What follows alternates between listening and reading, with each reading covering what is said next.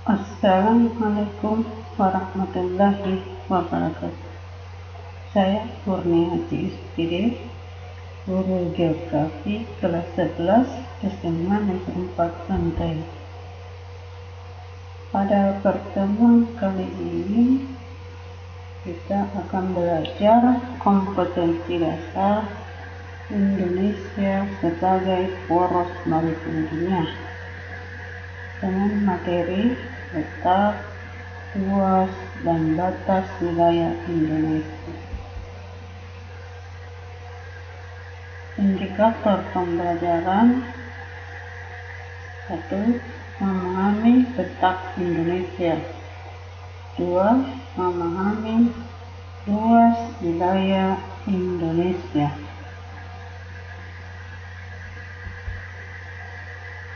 Adapun tujuan pembelajaran pada hari ini, 1.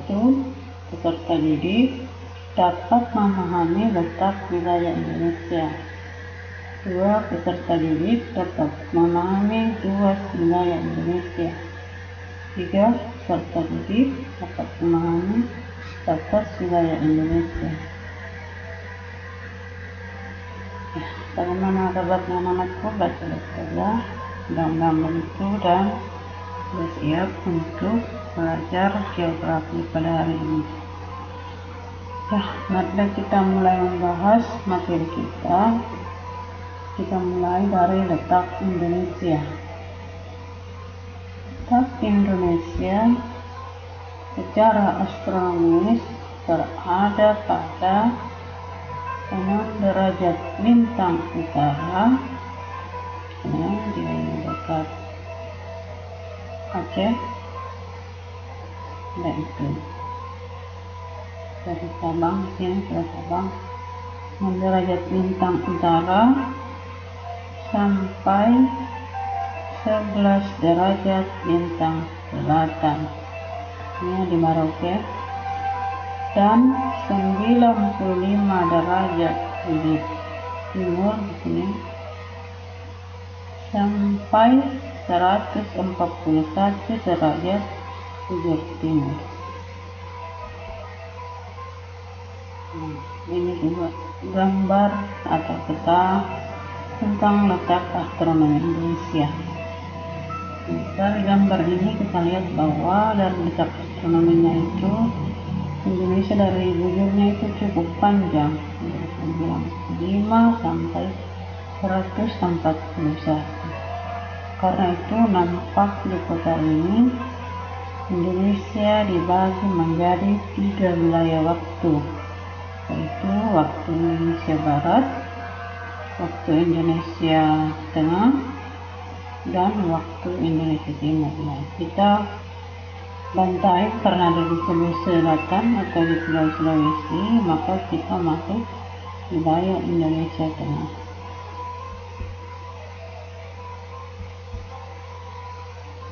Pengaruh dari letak astronomi Indonesia yaitu 1. Karena kita ada di daerah tropis, maka kita mendapat di daerah tropis adalah daerah lintang rendah. Tadi 6 derajat sampai 11 derajat. Maka kita mendapat sinar matahari sepanjang tahun. 2. Curah hujan tinggi. 3. Kelembaban udara tinggi.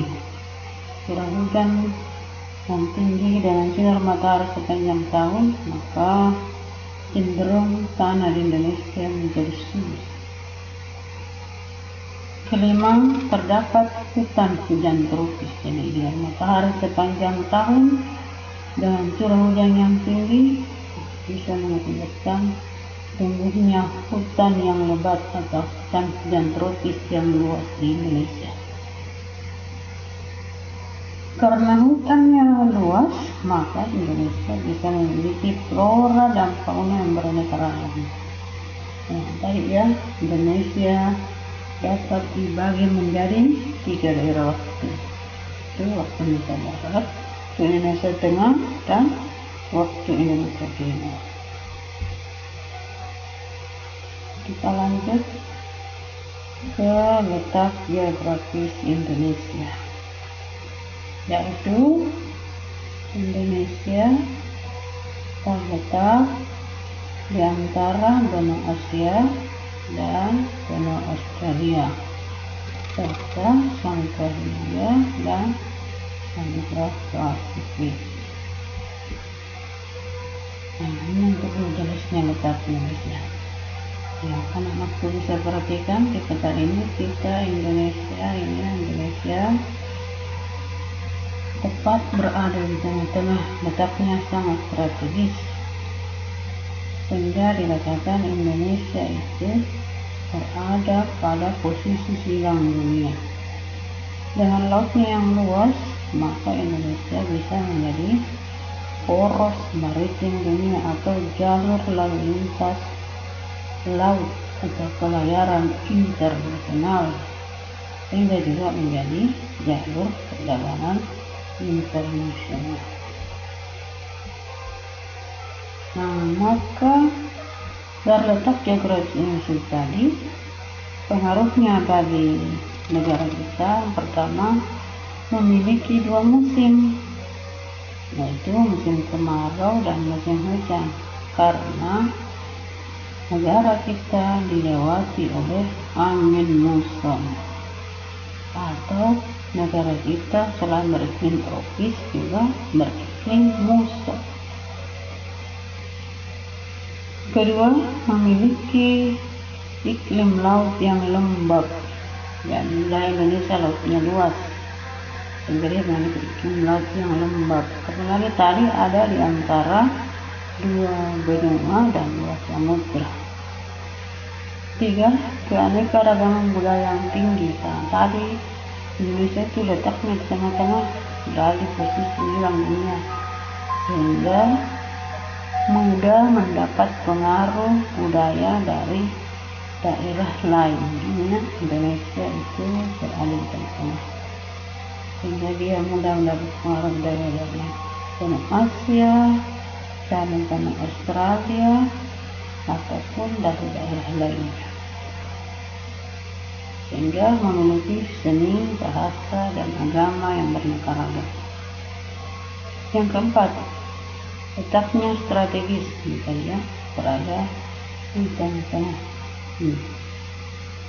sehingga menjadi poros maritim dunia atau menjadi jalur perdagangan dan pelayaran internasional. Yang kelima, banyak memiliki sumber daya alam, khususnya di bidang pertanian. Jadi hasil pertaniannya itu beraneka ragam. Yang ketiga, letak geologis. Letak geologis Indonesia dapat dilihat dari tiga aspek, yaitu yang pertama, Indonesia tersusun dari tiga lempeng tektonik, yaitu lempeng Eurasia, lempeng Indo-Australia, dan lempeng dasar Samudra Pasifik. Yang kedua, dilalui oleh dua jalur pegunungan besar dunia atau sirkum pegunungan, yaitu sirkum Mediterania dan sirkum Pasifik. Tiga, terletak pada tiga daerah dangkalan, yaitu dangkalan Sunda, dangkalan Sahul, dan daerah Laut Tengah antara benua Asia dan Australia.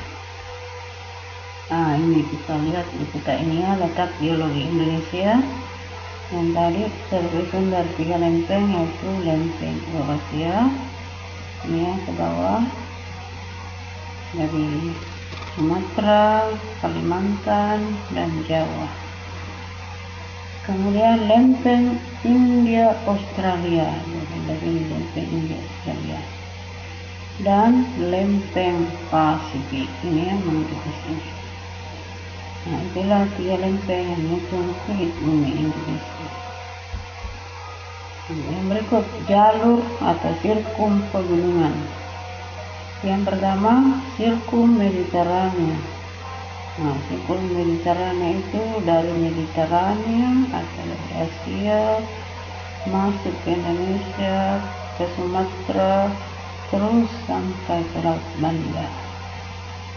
Kemudian yang kedua adalah Sirkum Pasifik.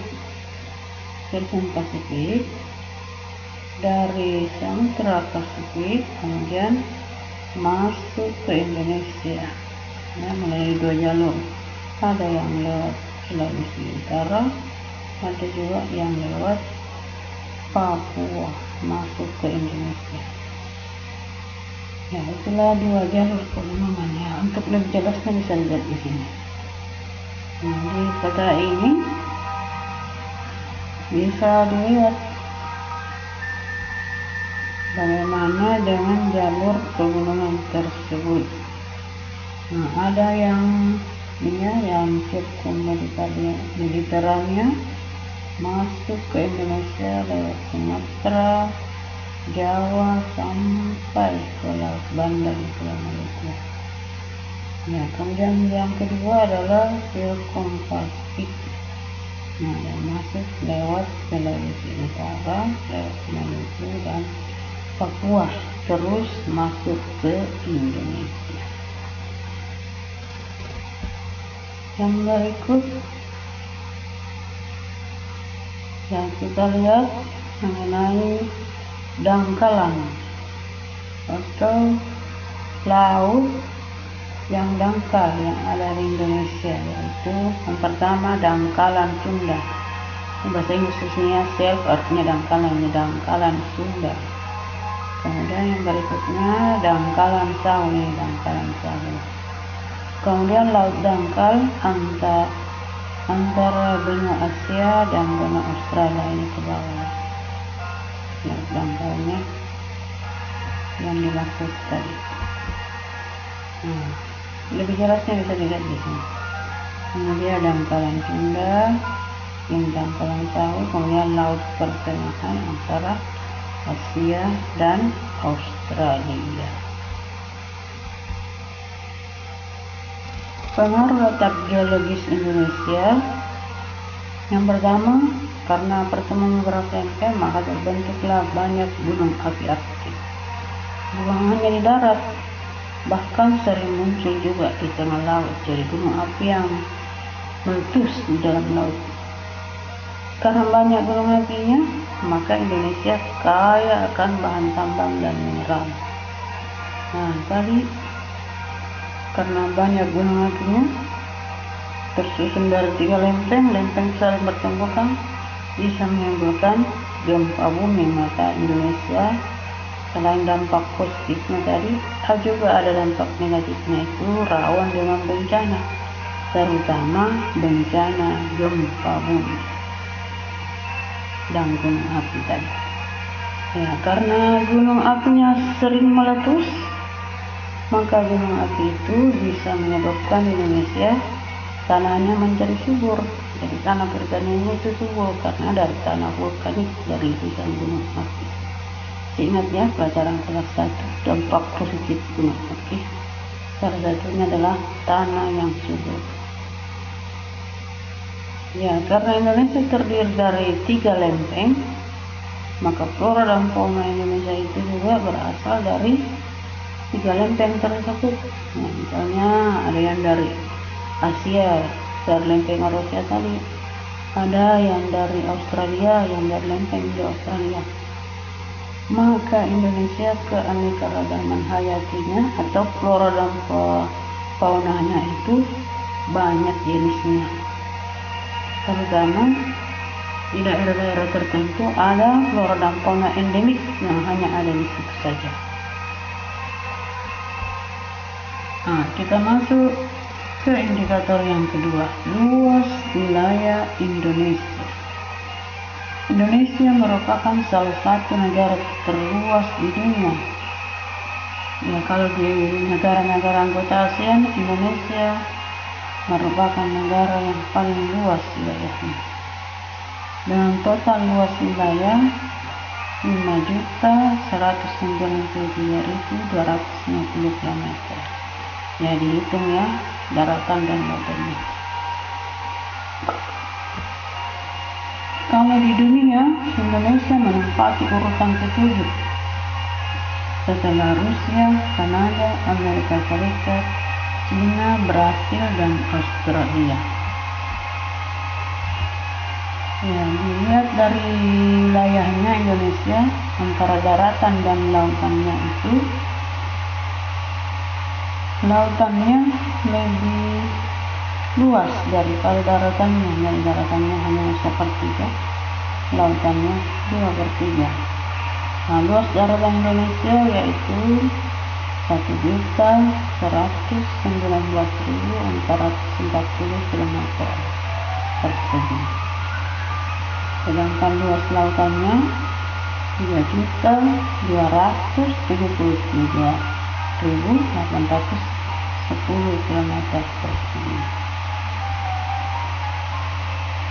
Kenapa laut Indonesia bisa begitu luas? Karena Indonesia merupakan negara kepulauan, apalagi dengan adanya hukum laut internasional.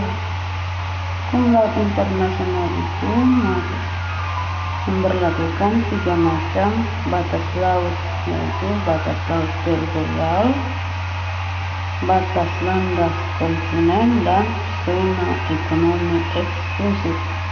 Jadi kalau batas laut teritorial dari pulau terluar Indonesia diukur keluar sejauh 12 mil.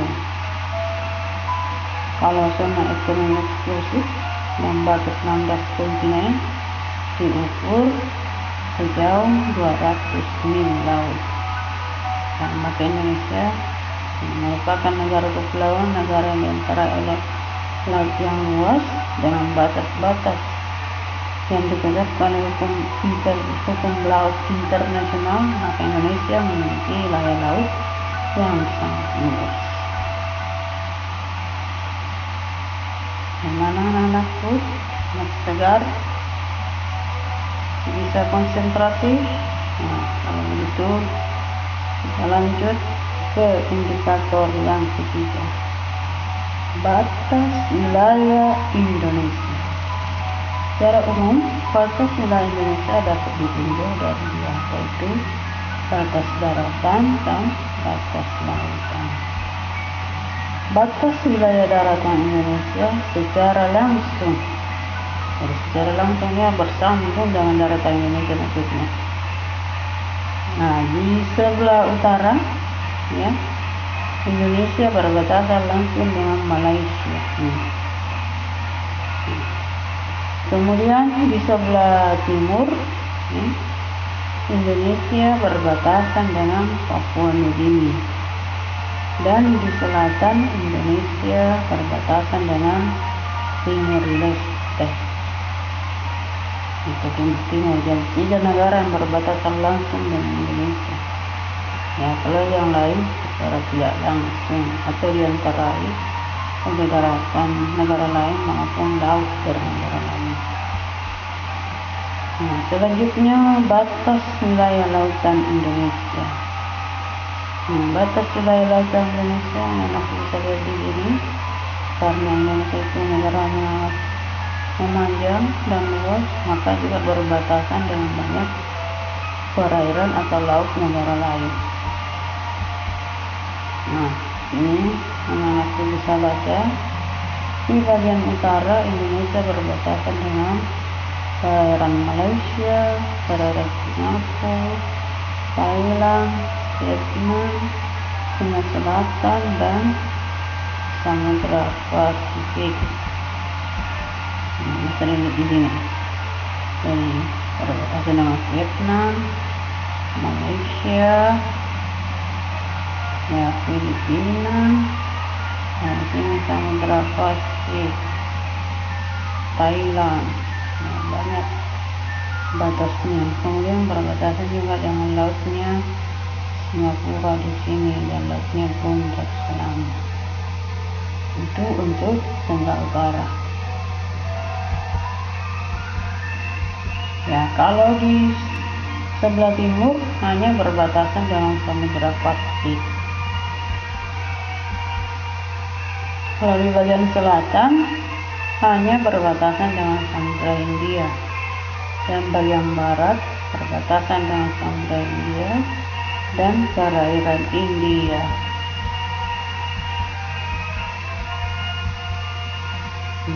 bisa lihat di sini ya.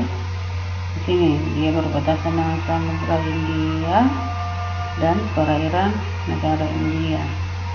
Kalau di sini berbatasan dengan Samudra Hindia.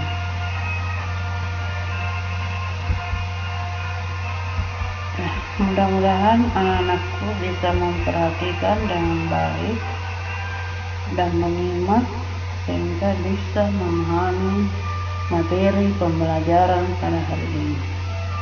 Ya, supaya anak-anakku bisa lebih memahami materi pembelajaran ini. Pada pertemuan kali ini saya berikan tugas. Tugasnya pertama, Indonesia secara geografis terletak di antara titik dan titik. Tadi sudah ya dipelajari. Yang kedua, secara astronomi dan letak astronomisnya Indonesia. Yang ketiga, Indonesia sebelah utara berbatasan dengan negara atau perairan apa tadi. Indonesia sebelah selatan berbatasan dengan negara atau perairan apa. Yang keempat, kemudian yang kelima, Indonesia menjadi bagian dari sistem api Pasifik karena apa? Tadi ya sudah ada dijelaskan di letak geologis. 6. Indonesia menjadi poros maritim dunia karena apa? Tadi sudah ada ya di letak geografis, yang anak menyimaknya sudah bisa menjawab pertanyaan-pertanyaan ini. Ya, saya harapkan anak-anakku segera menjawab pertanyaan ini. Kalau bisa dikumpulkan pada pertemuan kali ini juga. Ya, paling lambat dikumpulkan pada pertemuan berikut. Demikian pertemuan kita pada kali ini. Assalamualaikum warahmatullahi wabarakatuh. Sekian dan terima kasih. Ya, sampai jumpa di video pembelajaran berikut.